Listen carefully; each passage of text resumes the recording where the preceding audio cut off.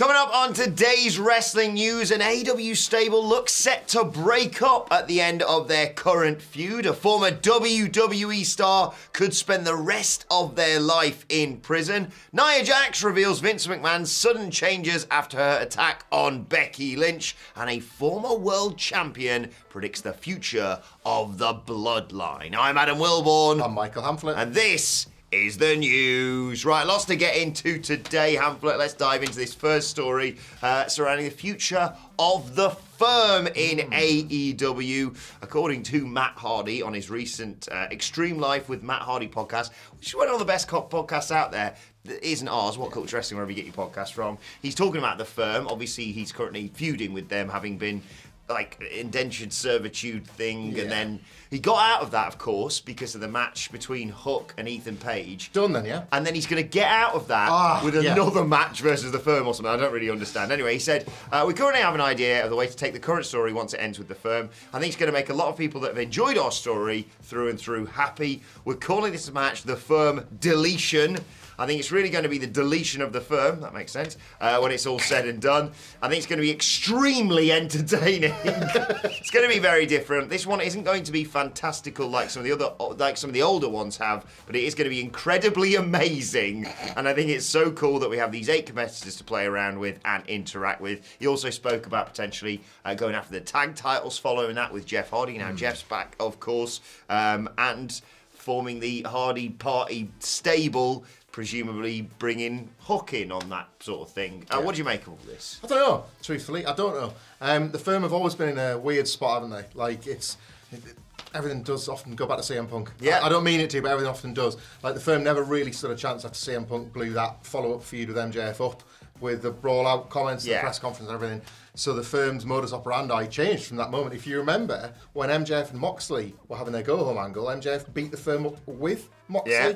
So right from there, they were always minimised and marginalised a little bit. So in that sense, breaking them up doesn't really matter too much. Yeah. They could all go off and have their separate chances and try again. But in spite of this Matt Hardy feud, which I haven't personally loved, I think we have seen personality from all of them individually. I mean, Stoke, we always knew about Stoke. Stokely always had it, but it's taken him a while to find it in AEW. Big Bill's been great from jump. Big Bill. Ethan Page has found some unique chemistry with Hardy himself. Yeah. Like, I worry a little bit for Lee Moriarty because there's just such a stacked roster and you constantly see how people just wrestle and have this great moment and then like disappear for 6 weeks at a time. I think he's really talented. I'm worrying more for Lee Moriarty. In fact, he's going to have to take a few more swanton bombs from Jeff Hardy. And in a firm deletion from what height? From like the roof of a house? From a ladder on top of a ladder? From an upward spiral? Keep it triangular. Like, it just... I don't know. I think they're maybe just starting to find themselves after that rocky start. Yeah. So I kind of hope it doesn't mark the end of them. Well, they're going to get deleted. I mean, that's happening. No date confirmed for that yet. No. But it's very divided amongst people being like, save it for the Pape, do it on a big episode of TV, and other people saying, please just put it on like YouTube. Cinematic Hook. I'm interested in that. Yes. Imagine like what kind of like he arrives late and they just like light him from behind. Steps out of a limo, all the crisps fall out. Time to call this. Give us Cinematic Hook. Also, what was it he said? This one isn't going to be fantastical. I'll believe that when I see it. Mm-hmm. Yeah. Anyway, let's talk about former WWE superstar Ted DiBiase Jr. Yeah. Couldn't believe this story when I read it today. Obviously, son of Hall of Famer Ted DiBiase. He's been hit with conspiracy, wire fraud, theft, and money laundering charges that all have individual and lofty prison sentences attached. He's accused, basically, of using money to buy a car, a boat, and for a down payment on a home valued at $1.7 million. If he's found guilty on this, Hamflett, he would... and got the maximum sentence, he would spend 175 years in prison. Now, this is one of those hyperbolic American law system ones where it's like, we're going to add that to that to that and to that. Loads of charges, loads of years. Yeah, exactly. And that's the most extreme case. But either way, this doesn't sound great. Doesn't look good. It's not a good story all the way around this. If you look deeper into it, there's a press release that gives the full details. Yeah. I think it's linked in the news story on our website, and I was having a look at it this morning. It's like local needy charities. It's like the I don't know if it's exactly welfare, but it feels like the equivalent of sort of money that people need to eat and to like live, or like and low cost lives and things like that. It's money that is potentially, if the charges are true, obviously, you know, these are all things that have been alleged at the moment, and he's been indicted. The money has come from there, so it's an ugly story, really. And obviously the charges, you know, maybe the years have been blown up to highlight the severity of the charges and severity of the crimes if he's indeed convicted. But yeah, seeing the numbers add up for 5 years for this, 5 years for this, 10 years for this, 20 years for this, and landing on, I think it's 175 as the final total, which is a life sentence. Yeah. Like, that number ceases to exist. And even if you say, okay, well, he's not going to, and this is all speculation on behalf, of course. The whole thing is linked, isn't it? Yes. You know, the Department of Justice. If he dodges conspiracy, wire fraud, and theft charges, all he needs to do is get hit with one money laundering charge, and that's a long time in prison. Yeah, it's like 5 or 10 years for one of those alone, isn't it? And it's just, it doesn't look good, and I guess we'll learn more about the case and the charges and everything as it goes on. Yes. You know, I think there'll be probably more on the story, so... Let's move on to newly baby-faced Nia Jax in the WhatCulture office. If you haven't seen it, by the way, check out the video of her putting lip gloss on Simon Miller over WrestleMania weekend. By all accounts, a lovely person, the former Nia Jax. But she's not been talking to our podcast. Annoying. Yeah. She's been talking to the Ring the Bell podcast about her storyline with Becky Lynch, where, of course, she broke Becky's face. And whilst... bad and good came from that, of course. We're never going to wish injury on anyone. But then that was kind of the birth of the man character, and that led her to Becky Lynch, to the main event of WrestleMania 35 that we were there for, of course. But obviously she had to get time off for having a broken face. We lost the Ronda singles match that we've still never had. Yeah. Well, 5 years on. Think of that, yeah. Obviously she broke Becky's face on the go-home episode of Raw ahead of Survivor Series. It was that one when she was like, Ronda was there, and here comes it, bang! And she's got blood all over. It's a great visual for Weird Becky. seeing the man in like a blue SmackDown shirt when she was wearing the man shirt all the time. Damn Team Blue. Anyway, Nia talked about it and said basically that as a result of that, Vince McMahon changed the finish to Survivor Series as a result. Talking about sole survivors, she said, I believe it was supposed to be Sasha. She was supposed to be the sole survivor that night. We were in rehearsals. It was before doors opened, and the producer came out and said, Vince changed it. Nia over. It was the moment I was still trending. That crowd hated me, and they went nuts when I came out. So Vince was like, no, Nia over. It was a cool thing, but it was one of those moments where I'm like, sugar. Yeah. I shouldn't say sugar, of course. It makes a lot of sense because they knew exactly what they were doing. The moment they realised what they had on their hands, every other second Nia Jax was in the ring, she was going... Yeah, I remember, I think we kind of acknowledged this at the time. From the moment she walked on the ramp, and she did have heat out there air, so it was the right call. But from the moment she walked on the ramp... Dominic Mysterio levels of heat. It was blowing the fist, it was doing that. And Tamina was with her and giving her the, look at this fist right here, look what damage this did. But it's wild to me. It's not wild to me, it's Vince McMahon. But it's wild to me that of all the things you need to change and you need to pivot, like they're in the middle of going through the spots on a 5. This is not a singles match, a 5-on-5 women's match with all these different eliminations and all these moving parts. Wrestlers speak about how much like this could be quite difficult to do, and he's just like, no, Nia over. Not even a full sentence like the producer. Yeah. He's clearly passed it on to the producer. Who's like, well, that's the message. Nia over. Yeah. Like he doesn't want to tell 10 wrestlers, stop what you're doing. We're doing this now. Yeah. But the right call. But typically, like, would that not have been a call you would have made maybe on the Wednesday? Well, yeah, exactly. It wasn't like it was suddenly on Sunday, everyone went, wait a second. Her saying before doors open, that implies what, 1 or 2 hours? Yeah. They've got like the last few minutes in the ring to work out the kinks. Change of plan, you're the sole survivor. What? I roll that. Yeah, I also love the fact, and I'm not going to get myself wound up here, I promise. I'm going to move on to the next story in a second. On this, they go, just listen to the public, and I think we're going to change our booking as a result of that. Nothing else. The difference is, because this public sentiment was a little bit hate-filled. Yeah, and it boiled a lot of piss. He feeds off that, doesn't he? Yeah. Anyway, speaking of people chatting to podcasts, former world champion Diamond Dallas Page has spoken to me. The WhatCulture Wrestling Podcast. It's also going to be on our YouTube channel later on today. I believe 5 p.m. UK time, this video is going to drop, the full interview with DDP, who is just a lovely bloke. I think I've interviewed him like 2 or 3 times. Miller's done flipping yoga with him in his hotel room and stuff like that. Just a great person to chat to, and he's in the UK right now for his DDP yoga workshop, so you can still go and, I think this weekend, going down in like Glasgow, Newcastle, I think Birmingham sold out, but you can go and check him out on his website. website. Anyway, I was chatting to him about the likes of WrestleMania and Cody Rhodes and his love of the Judgment Day. Yes. He's not quite in it, but he's a big fan of it. Yeah. And he's predicted... Well, he wasn't going to get his start in wrestling in the passenger seat of that car at WrestleMania 6, was he? He had to sit... Anyway, because it was his car. I was chatting to him about the Bloodline and the Cody, whether or not he should have won, and he said, let it play out. It's, it's the adversity storyline, basically. And he was talking about how over the Bloodline is, and predicted something I was kind of surprised with regards to the Usos. He said, I think Jimmy and Jay, every week, they get stronger. I think they're both guys that can carry the Universal title. I think both of them could have an unbelievable run. Eventually it's going to happen because they're not going to stay a tag team their whole career. I think both of those guys could do incredibly well on their own, which is an amazing prediction to make because I think, we all sort of go, okay, yeah, Bloodline stuff. And you had the nice bit with, like, Jay challenging for the title. And they dropped the tag titles. And they're going to probably eventually be kicked out of the Bloodline because they fail again at Backlash or in the next... No, it's not even it's before Backlash they're fighting. It's the 6-man at Backlash, isn't it?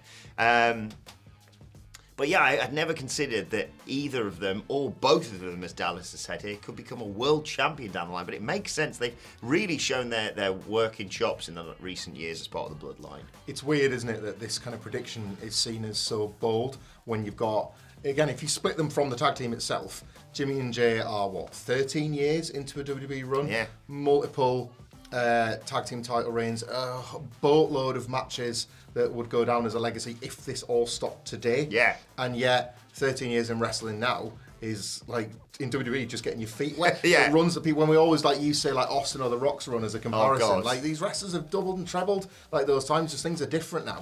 And Jay especially has already had a go at that spot. And when Cody lost, a lot of people, I still maintain it was bargaining and coping, were like, well, yeah, because like Jay's the story actually. It's like, it's not, but I kind of, if there was anybody that I could get who you would put in that position, it would be Jay Uso. Well, they gave him like the Money in the Bank briefcase. It couldn't. What a wild suggestion that. They both flexed their acting chops for better and worse, I would say, in the Thunderdome era when Roman was decimating Jay and Jimmy was there begging and vice versa, So they've, I think, shown all of the qualities and traits that WWE would need to give them both a punt. I just think it's because of the way tag teams have historically been handled. There's always this, one person gets to rise and one person has to fall away. But yeah, like there's always rule-proving exceptions. And I think if you look at the Bloodline as a whole, the Usos are certainly one of those teams where we used to say this when the Bloodline were like firing every single week. You could watch the Bloodline segment 5-6 times because you want to watch the face of every member, Jimmy and Jay included. They're not just one body just because they look the same. I think it's not as wild a shout as it might have once been. It's a fascinating shout, as well worth checking out. He talks all about the rise of Sami Zayn as well, and predicts the future stars of the business. One person I know you are going to love that he's like, that guy's the future right there. You can check out the video, though. As I said, it's going to come out later on today, 5 p.m. It's Jeff Jarrett, isn't it? It's not Jeff Jarrett, unfortunately. 5 p.m. UK time. The video is going to go out on a YouTube channel. I think if you want to listen to it as a podcast, it's available right now. WhatCulture Wrestling, wherever you get your podcasts from. But let's move on to your wacky Friday questions from our YouTube community page. Whoa! First question today, thank you as always for everyone getting involved on this, comes from Tobias J, who writes, Good day, legends. If you had a theme song to play when you walked into work, what would it be? Tobias is going to be Forget You, might be known as a different title, by CeeLo Green. Ah, okay, right. So it's wrestling theme songs or real songs? Yeah, it can be either. I've always said I think it would make great entrance music. Return of the Saint, which Alan Partridge drums to when he takes Lynn to a mother's grave in Alan Partridge. He says bum bum bum bum bum bum bum bum bum. There's like a flourish which would be the bit you would burst through the curtain. Saxophone solo, all that. But if I'm a wrestler, there's two. Because I wish I was in that stable and Raw. I wish I could just say that. I will the fucking Judgment Day. Sorry, Ben Roy. But I mean, when Jeff Jarrett returned, I breathe with everybody that came in that day. I just press play again to see if somebody else walked. It's happened. So yeah, I think right. Because considering I was driving my wife home from work yesterday and this came on, I went, don't you touch the radio, this is playing, right? Because It was Xavier Woods' King of the Ring theme. You love that, don't Bow you? Down is one of the most underrated entrance themes I've ever heard, and I don't know why it got overlooked so much. Did you mention Mega Ran, is it? Mania? I think so. I'm fairly certain. So. I tried to do it in the middle of Miller's interview. Xavier, by the way, Bow Down is. You know the like we don't talk about this low-key goated patter on Twitter. This is your version. Like the Xavier Woods theme is the low-key you don't talk about this enough of your Shayna Baszler. Indeed. Like you mean this just as much. Great. It just doesn't get quite the play. Did I talk to Mega Ran? I feel like I said this to Mega Ran a while ago. It's like, this fucking tune's a banger. Do you know what? You saying Partridge just put... Is it Cuddly Toy at the start of Alpha Papa by Roachford? Oh, yeah. You gotta feel for me, baby. Feel for me, baby. And then, like, In Paris by Kanye, because that's just a go-to thing that I always say. But let us know yours in the comments section. A bit of a belated one, this. Actually, to be fair, I forgot to do a silly eel post on our community page, so this is all questions I didn't pick from last week, so apologies, everyone. Especially to Dan Morecambe, who celebrated his birthday 6 days ago. So, happy belated birthday, Dan, who writes, "Good morning, legends. Sorry for the late question. It's my birthday. I wanted to ask, what would the eel do for his birthday party? Who would he invite? And is the eel a cake or a cupcake eel? Thanks and much love from America." We're looking after the eel whilst Andy Murray's away back in Aberdeen for a while. What do you think he's cake-wise? I mean, people think it's frosting on top, and it's, of course, just cocaine. Eels are not politically eel correct still. Good point, It's a bit dicey at an eel's party. So they actually get a big cake. And it's that old like corporate 80s America thing where there's a sex worker in the cake. It's just another eel. An eel bursts out of the cake, and like all the eels are like, "Oh, you're like us." And then everyone else like, the cake's ruined. Put the plates back. It's cake on that eel. Autumn. We're not endorsing this, by the way, but it's a very good wacky question. Thank you, Autumn. Besides Larry, the dog, obviously, Punk's dog, which wrestling pet would you kidnap? Oh. Yeah, cool. Like Matilda was kidnapped by Bobby Heenan and the Islanders. Wrestling pet. You're not going to want to kidnap Ricky the Dragon Steamboat's no. Dragon Eye. That's more hassle than it's worth when you've got to steal one of William Regal's geckos. Oh no, I don't want him. Gecko he's got? Yeah, he's got geckos, he's got lizards, he's got all them. Those pets are the absolute best. You can keep your cats and dogs. They're not gonna have a future in this industry, son. I don't know. I wouldn't want to take Frankie from Coco Beware because Coco Beware seems too nice a fella. Yeah. What other wrestling pets are there? Eric Rowan Spider. Well, Drew McIntyre put pay to that for all of us. Yeah, that wouldn't take much looking after now, would it? No. Yeah, I'll have that actually. Yeah, I'll have the remainder. Seemed quite nice to talk to as well for a while. Yeah. When everyone thought it might have been a baby. What a weird fucking storyline that was. There have been two separate weird burlap sack stories. Remember, like Mike Adamley was like, "Kane, you can't keep walking around with a burlap sack because kids in the playground are going to get their own burlap sack." Yeah, we'll go with the spider. The dead spider. All you have to do is not say May 19th around Kane. Got it. What date is it? May 19th. Oh, you got me again. No. Yeah, I wish I was in that room because it was what, 2019? Yeah. Okay, so it was 2019 when it started, yeah. And 2020 when Drew was a massive babyface, and it's like, kill that thing he loves, kill that living thing he loves. Yeah, we don't reveal what it is. It's going to be the worst animatronic spider you've ever seen, and I want you to kill it. Like bite Mojo Rawley, but then spit venom at someone else. Yeah, it had a lot. And it was also a baby, possibly for a while. Massive. And he's like, and we could see, we had like a POV shot from. Yeah. We are the spider. We have been good, babies. Okay, there's two questions here, right? Last two. Okay. And they're both perfect for you. Oh, all right. Okay, I'll ask this one first. Jarrett Worth writes, "Morning, legends. Morning, Jarrett. Love that name. Which McMahon had the better ligament tear? Vince when entering the ring at the Royal Rumble, or Shane when leapfrogging at WrestleMania?" I've legitimately been thinking about this the last few weeks. Like, they're both really good. It's a great ones, question, this, Jarrett. I'm going to go with the hitherto unseen ligament tear, because a lot of people think that Vince smashed them both when he stood in the ring at Royal Rumble 2005. Yes. The real story, of course, was that he did one, and obviously had to sit down. And then when he's walking out, he needs to be carried. Of course, you've just torn your quad. He's like, "No, I'll walk by myself." And he tore the other one walking. Like, that's the most Vince McMahon injury there is, isn't there? And the fact that because he'd done 2, this makes the story all the sweeter, because of course Triple H tore his quad in 2001 and the big beautiful day comeback story, and Vince walked at WrestleMania and he was like, 8 months, Paul for 1, 3 for 2. Like, well, piece of garbage. I'm going to say Shane, because the Vince quads tears at the Royal Rumble are funny. Yeah. We're not wishing ill, badness on anyone or injuries on anyone. This is absolutely punching up. Yeah, this is punching up about as high as you possibly can. But it is funny when he gets in and he berates the 2 future world champions, basically, and the referees, and he's just sat on the floor like a grumpy toddler. But you know what? I think, and how many times can you say this in your life? I think Michael Cole's call makes it. Yeah. Shane's still got it as he's landing. And he and then Snoop Dogg's greatest people's album of all time. Yeah. Final question comes from Tyler. We've already gone 20 minutes. We might go a lot longer with this question. No.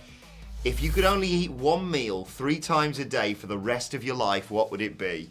Tyler didn't know. Sorry. Tyler didn't know it was going to be me asking you this. He thought it was going to be Andy, and he's inadvertently asked the greatest question for Michael Hamflett of all time.